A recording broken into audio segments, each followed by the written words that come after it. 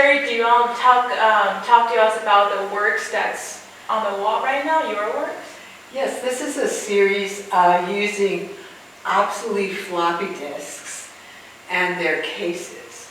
And I always say it that way because the cases, the square parts, play quite a role in the way that I go for the design of the work. And traditionally in my assemblage work, I've been doing this maybe 15 years or so, I fall in love with an object. And I recently discovered, just by thinking about it, that they're always round or cylindrical, curvilinear objects. I don't know why, I don't know what that attraction is, but for the first time, these square cases became important to me, a different kind of form. And I found a couple of floppy disks in a drawer like everybody has, and I was about to toss them out. But the way I operate in the world is that before I'll toss anything out, I open it, I see what it does, I play with it. And I did fall in love. And I guess this is my third love affair with the material. Before this, I was using cardboard spools, drinking straws. I would cover all that in paper bin and do different things with them. And then for the last over 2 years now, it's been these floppy disks that people give me. I find them. So what I was attracted to was the circle in a square format. And when you put them together in the negative spaces, I guess I can show you on this one, on the negative spaces, there are diamonds, triangles, little arrows pop out, all kinds of little places.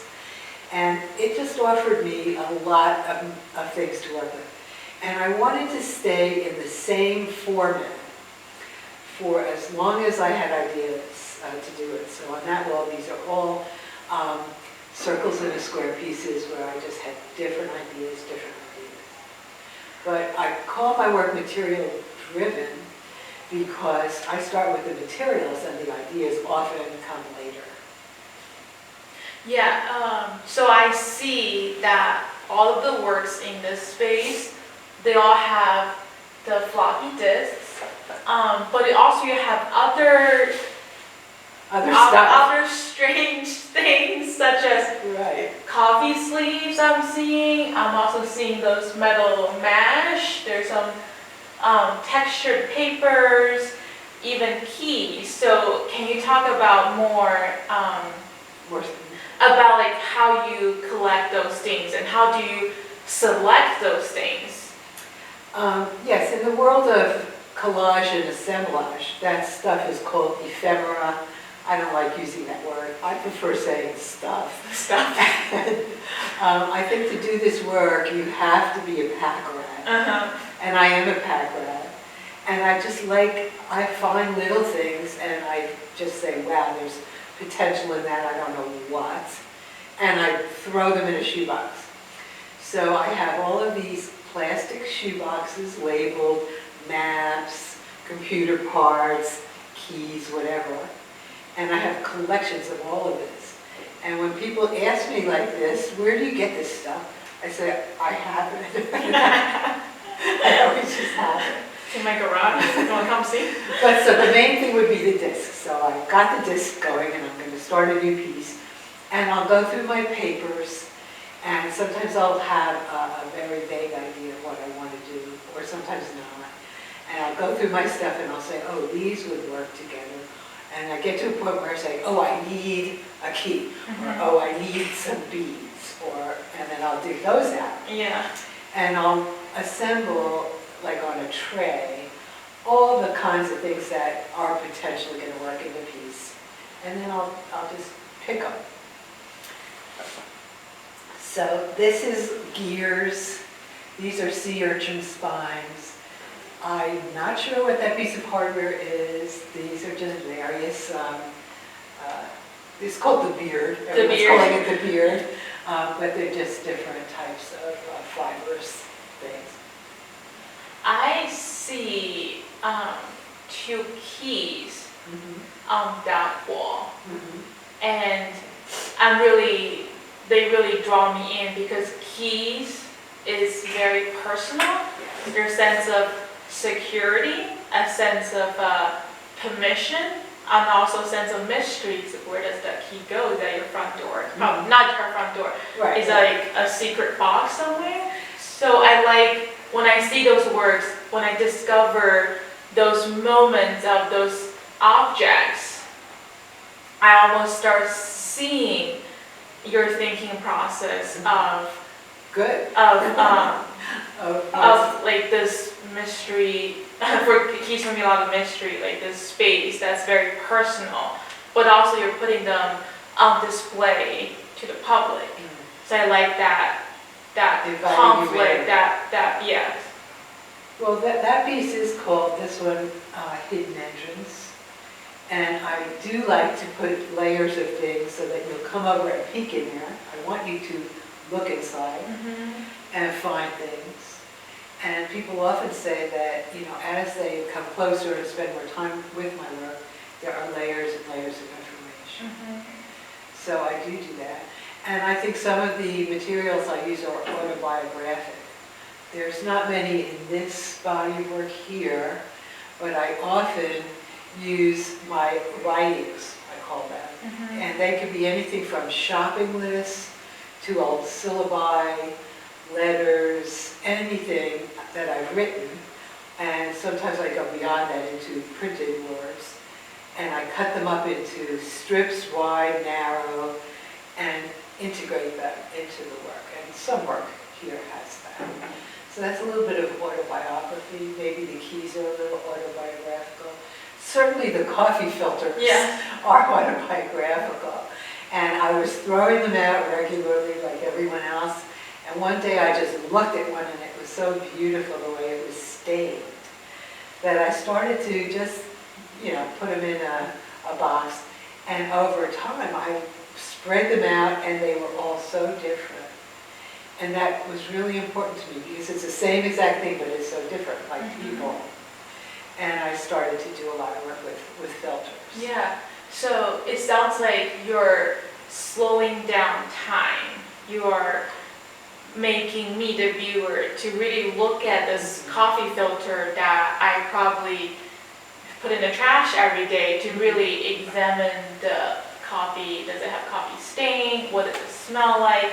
And the texture of the paper is different from print paper or newspaper or the wasp's paper you're using or any other paper that might be in your work. I think I like that aspect of slowing down time, especially I feel we live in a very anxious time. Everything's like, deadlines, do this, Zoom meetings, too many Zoom meetings. They're just, I like that. You're slowing me down. You're making me wonder. Okay, yeah. Well, I think we both do that in the sense that they're very intimate. You have to come put your nose in them because they're small. And there's a reward when you do. In both of our work, there's so much to look at that if you do get close and start to think about it, yes, you are going to stay there for a while. One hopes you will. Yeah. But I've always thought, as an artist, artists have a very lucky thing about them. It's not the talent, it's the way of seeing the world. That, I can look at a piece of garbage coffee filter and see something quite beautiful there, or a leaf. And my friends are always saying, oh, we love to go take walks with you or go to the museum with you because you see things so differently. And I see it now as I age more than ever before as a gift, because as the world spins out of control, I can go back over here and see all this beauty and calm down. So when you work in your studio, do you work on multiple pieces at the same time? Do you work on multiple series at the same time? Or what's your process like? Well, yes, I do both. I always work in series. And the work demands that because there's drawing time involved. I usually have to put weights on each layer to make sure the papers are really smooth and no air is trapped, and the adhesion, and I'm using papers and plastic and metal and sometimes glass and clay. So I have to make sure all of those things are secure. So while something's sitting there under a few bricks, I'm over here doing something else and working on something else. My new work, I have 2 series going. I'm really only working on one, but the other one is there calling my name.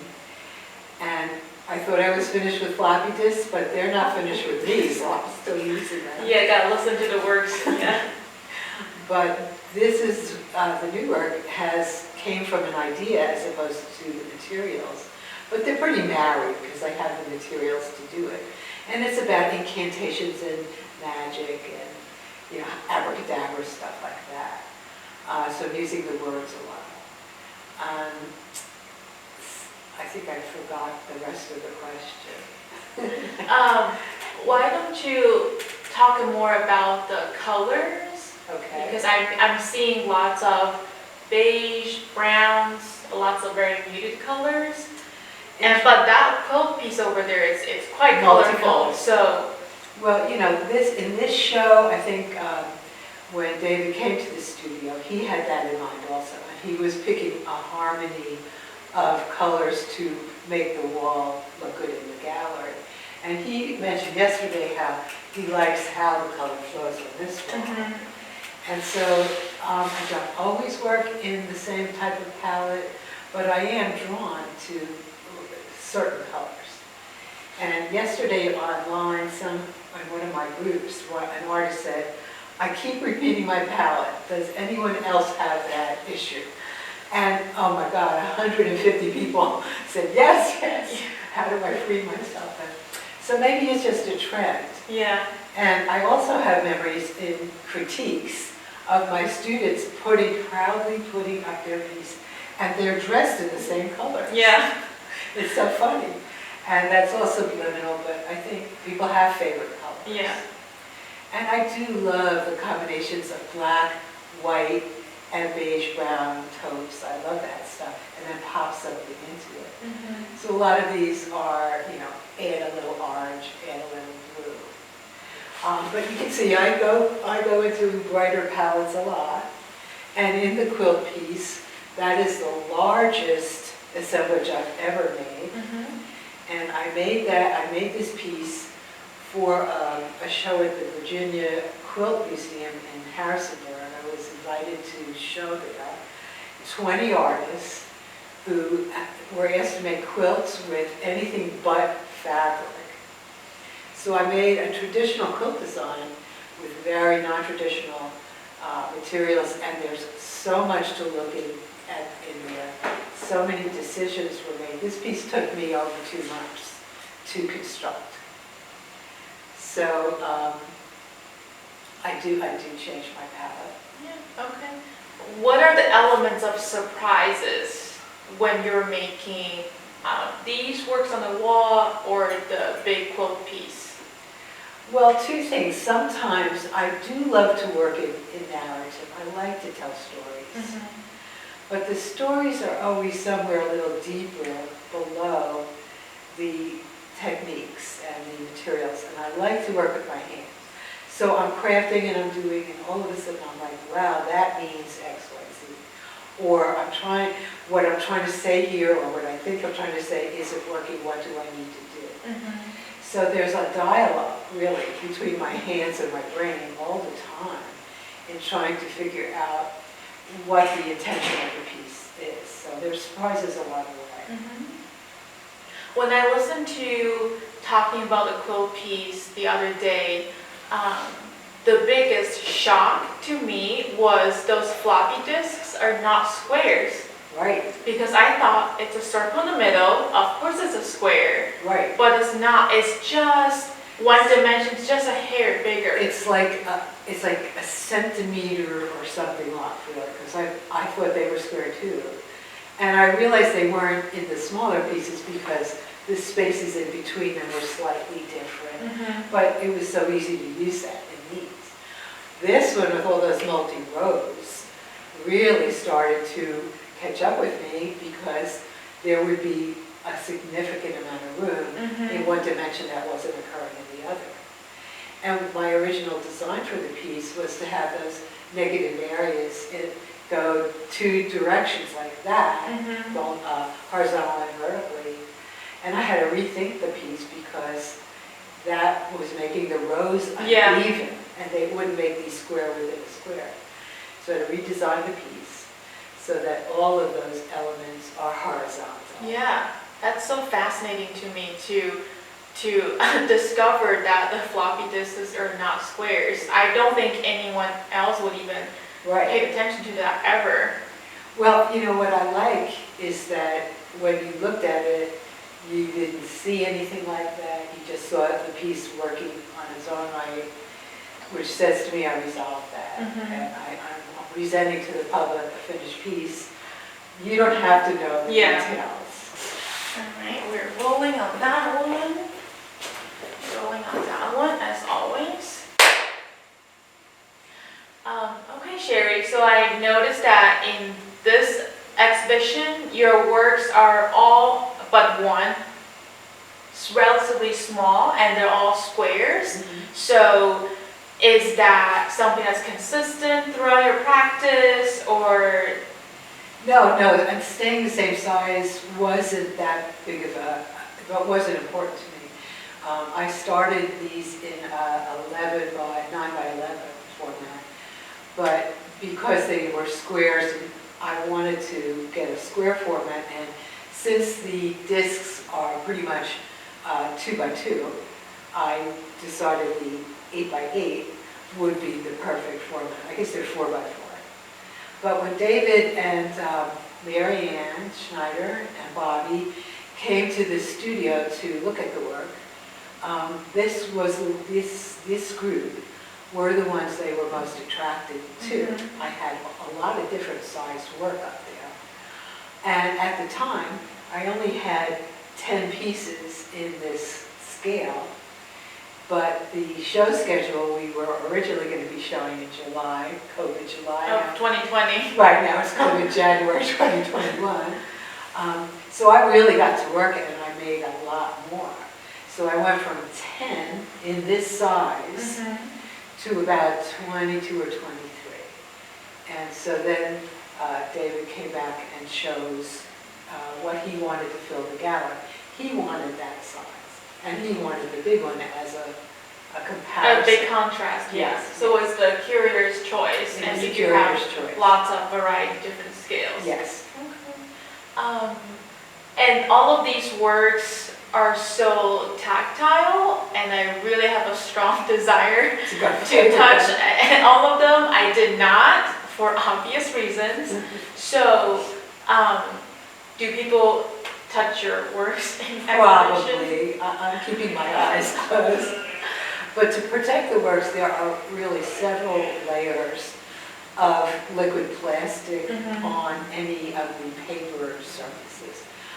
Not on the metal or plastic surfaces, but you can actually clean them if you need to wipe off dirt. Okay.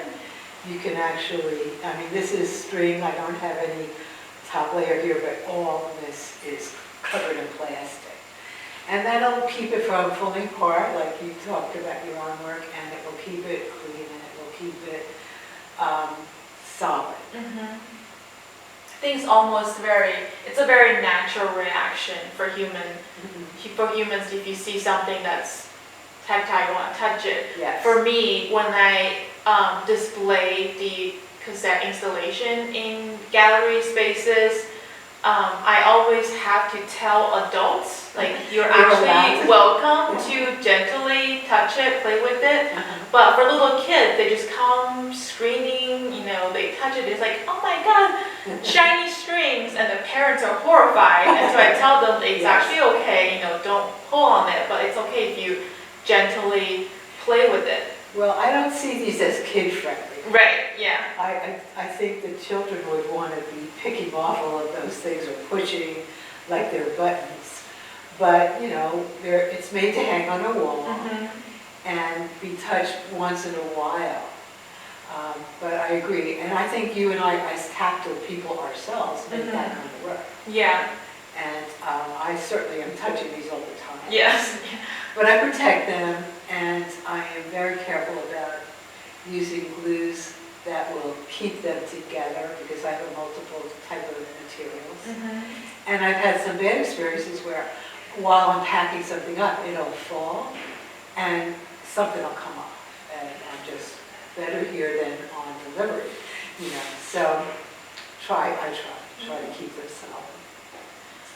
So in your work, you have many different, a variety of materials in your collage assemblage work. So what glues do you use to keep them all That's together? a great question, and people ask me that all the time. And my students were always bringing like Mod Podge and stuff like this into the studio, which is a cellulose glue, but it is so smelly. I hate that stuff. So I tend to use about 7 or 8 glues. 7 or 8 glues, wow. And it took years to really find things that would work for different situations. And the open time, or the amount of time the glues stay wet, so you can move things around, varies considerably. And I have to know that. You can't, like the phone will ring, no, you have to be there with your glue. Mhm. Very patient. I am very patient when I'm working. So I use a couple of cellulose glues. I use Elmer glue, wood glue. My favorite though is called Weld Bond. Weld bond. And that is a glue often used in mosaic because it'll attach the little pieces to a clay base or a wood base. So I figured, well, it'll attach this stuff. And I use a glue called Yes glue. Yeah, I've heard of it, yes. Yes, which is an old-fashioned looking, I don't know, but back in the day, there was a brown Yeah. common glue. I guess it's an animal glue. I don't think the Yes glue is, but those were animal glues. And that has a very, very limited open time. So it's a great adhesive. You got to get it on and make sure you're ready to bond. Yeah. And then I use a highly toxic glue, very sparingly. And a little bottle like that costs $15, lasts forever. Have to leave the windows open. Yeah. For gluing plastics. Plastics don't like to stick to glass or metal, so this is a plastic glue. What's next? What are you working on next? I'm working on, well, I did, one day during, COVID, I was just like everyone else. I couldn't focus, I didn't feel like working, nothing was there, I was getting depressed, so I thought, I'm going to go draw, just play around. And I took out my colored pencils and I just made a bunch of little, I used one of these 4x4s to make a pattern, a circle. And I just started drawing, and all these designs were happening. And I started to make these black dots on the designs. And then it occurred to me that those were floppy disks, and they're not done. So I'm blowing those drawings up now to 12 by 12, and using collage materials, papers, and ink to draw on them and make a 12 by 12 series with paper. That's one thing I'm doing. Another thing I'm doing is I want to paint, but I want to integrate the paintings into a bigger surface of collage.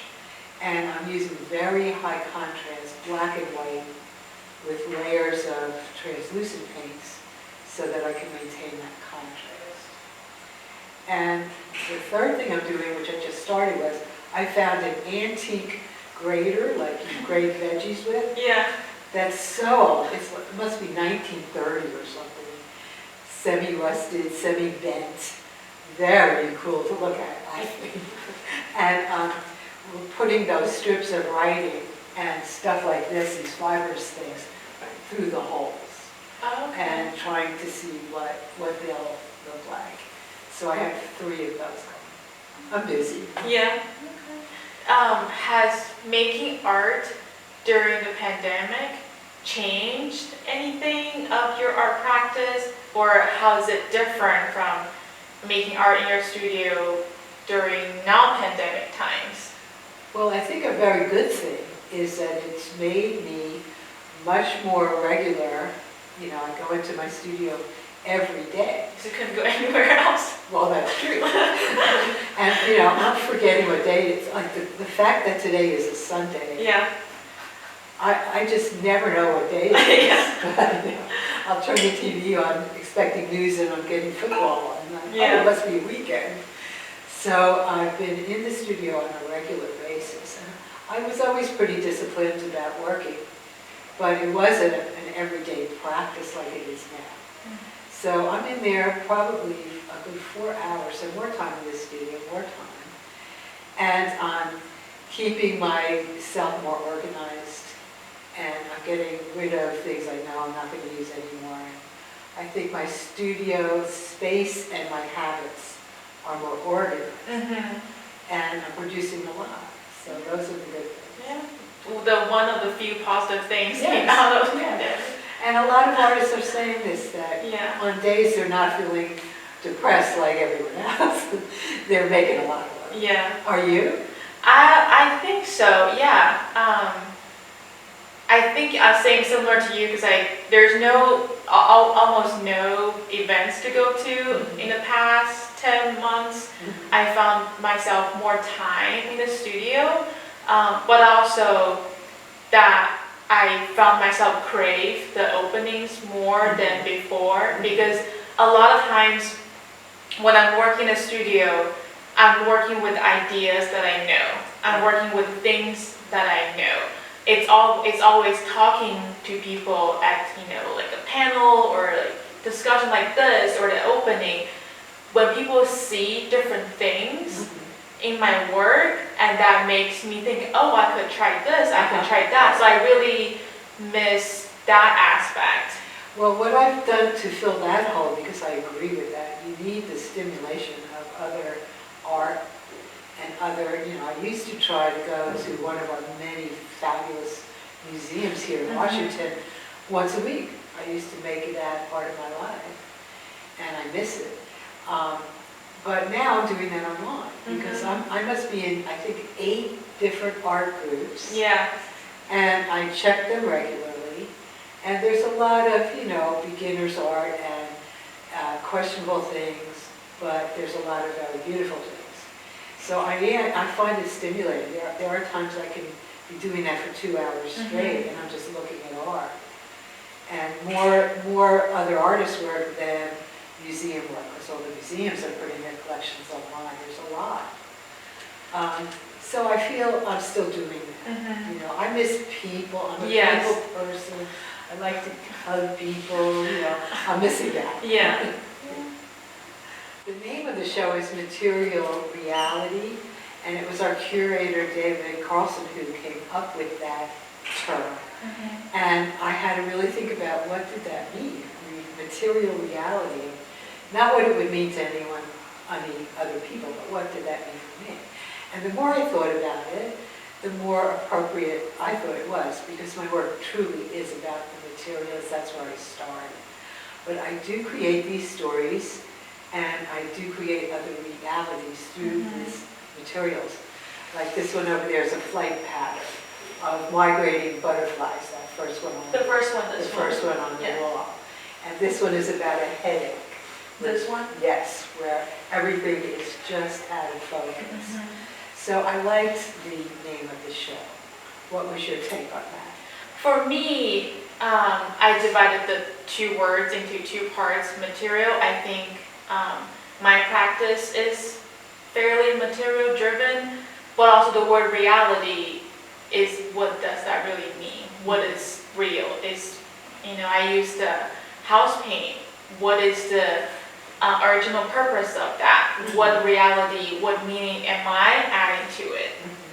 I'm using cassette tapes. What's the original function? It's truth. What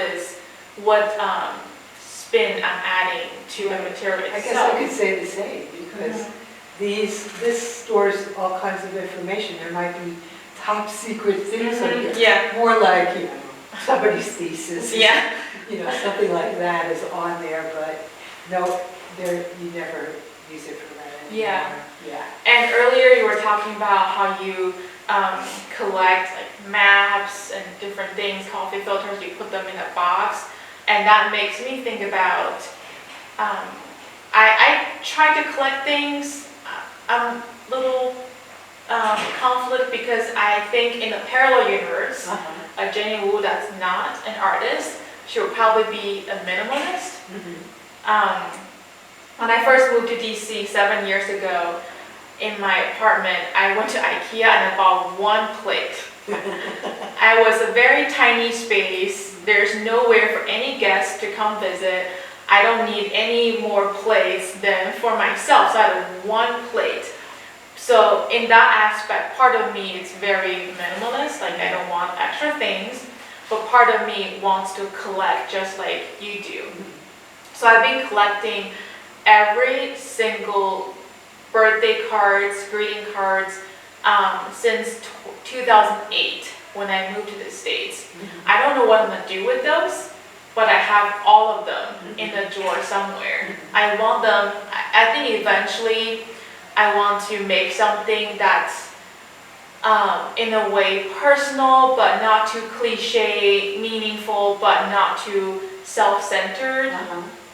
But I haven't figured out yet. Right, that's a big thing. Yeah, so I've been still collecting. They will talk to you. Yeah, yes. They say, Jenny. Yeah, I've been waiting for that for almost 13 years now. I still don't know what to do with those. Well, in a way, I'm envious because I am a cluttered kind of person. And I read all of these books, fold your t-shirts this way and stuff. And yeah, I've actually folded my t-shirts. I still have too many to fit in the drawer. So collecting things is a part of my personality. Yeah. One dish, I'm sitting there, how could you do that? So I have my own dishes, my mother's dishes, my grandmother's dishes. Yeah.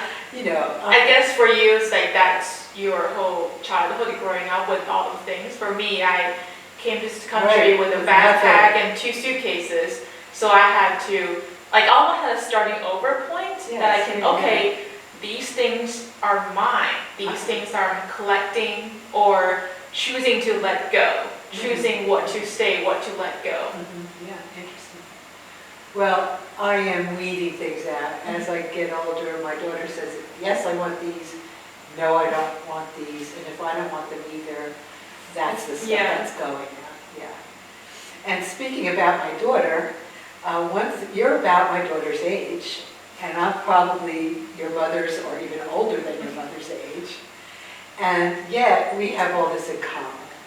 And I think that for artists listening at all ages, I think that's such a good thing, that the art person in me hasn't changed. My body has changed. I wish we could make that kind of stuff stop. But the living artist within us, it doesn't change, it grows, it gets better. So I'm having as much fun with you as anyone I would play with who was 65. Yeah, this has been the most rewarding artistic experience, or just talking to another human being for this long, for a while during the pandemic. Yes, definitely. So we want to thank some people. We want to thank Marianne Schneider, who's set up this gallery. I don't know the dynamics of it, but I believe her brother owns the company, Schneider Development Company, and this building, and he had the vision of a commercial gallery in Arlington. And I think there was a great need for this. We have Arlington Art Center, we have community-based galleries, and there are so many very good artists here in Arlington that this gallery has become a wonderful thing for the community.